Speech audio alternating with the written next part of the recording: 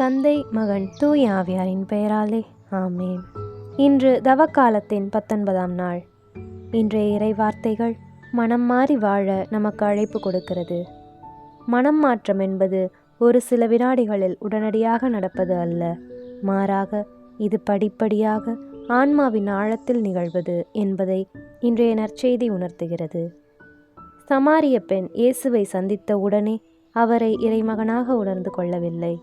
மாறாக அவர் இயேசுவை யூதராக, போதகராக, இறைவாக்கினராக என படிப்படியாக இறுதியில் அவரை மெசியாவாக உணர்ந்து ஏற்றுக்கொள்கிறார்.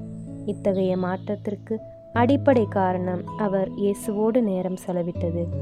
எனவே இத்தவக்காலத்தில் இயேசுவோடு நாம் நேரம் செலவிட்டு அவரை ஆழமாக உணர்ந்து நம் வாழ்வை மாற்றுவோம். ஆமேன்.